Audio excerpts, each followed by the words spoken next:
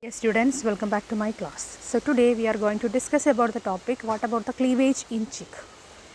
In the previous class we have started the development of chick with the structure of gametes and also the structure of a fertilized egg or the egg. Okay, so now we are going to discuss about how the fertilized egg undergoes cleavage for producing a well developed or a completely developed embryo. So let's have a look. We know that the chick is generally having a meroblastic discoidal cleavage. Why? Because they have macrolesthal as well as telolesthal, extremely telolesthal type of egg. They generally undergoes an incomplete division. That means the division is restricted only at the animal pole, not into the vegetal pole. Okay, so they generally produces a meroblastic discoidal cleavage, which means the division will be restricted only at the animal pole for producing a disc shaped blastula. Okay. Then what about the cleavage? The cleavage furrow, as they are meroblastic in nature, the cleavage furrow will never extend into the yolk but only restricted into the small whitish blastodisc. Okay, it is restricted only at the blastodisc or at the animal pole. So those area, that means the unsegmented area, which will be the unsegmented area, the yolky area. The yolky area is generally called as periblast. It is called a periblast. Then how the cleavage occurs? The first cleavage is called meridional. We know that meridional is the cleavage or axis which generally bisects the egg at the exact animal to vegetal axis, and it will produces two kinds of blastomeres or two equally sized blastomeres. The second cleavage is again meridional, but it generally undergoes this cleavage furrow will be arranged right angles to the first cleavage.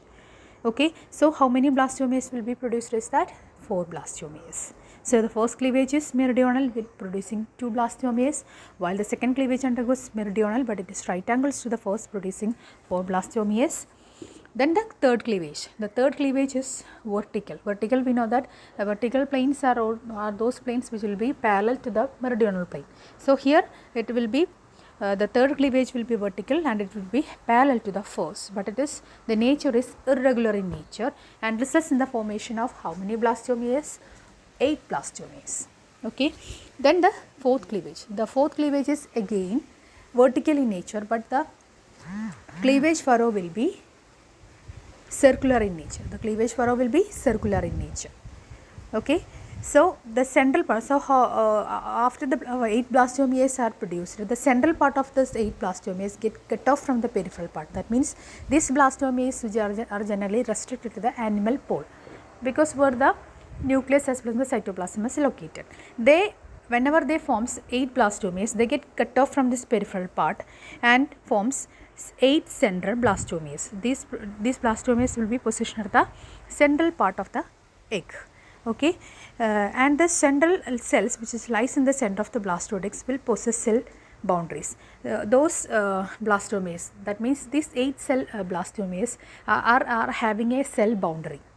Okay, they are generally having a cell boundary, and a cell boundary means we know that the if we are considering a cell structure of cell, we can see that the cell cytoplasm is surrounded by the plasma membrane. Just like that, all these 8 blastomeres will be surrounded by a what? It will be surrounded by a cell boundary, but even though it is guarded by a boundary, it will be in continuation with the underlying yolk. Right, this particular blastomeres are generally positioned on the animal pole or the anterior end, but it will be communicated with, or it will be having in connection with the yolk. Okay. Then marginal cells are those cells which is generally found on the yolky area.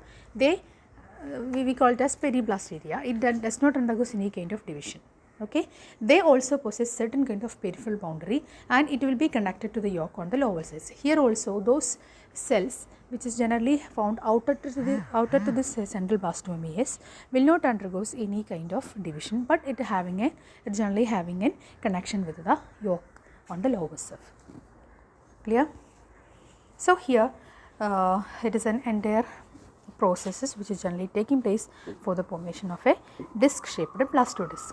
Here you can see that the first cleavage A is meridional, B is meridional, but the cleavage furrow you can see that it is perpendicular to the first one. Third cleavage you can see that it is vertical in nature, that it is parallel to the first cleavage, then producing 8 blastomeres, and the fourth cleavage it is again vertical, but it is circular. You can see that a circular cleavage furrow is found on the central part. Then the E and F, that is fifth and sixth cleavage also undergoes many divisions, and a disc shaped blastula or blastoderm will be formed at the center of this cleavage furrow, center of the fertilized egg. So, this is the pattern of cleavage in meroblastic discoidal cleavage, meroblastic discoidal type of egg of chick. Okay. So, the cleavage is over right now.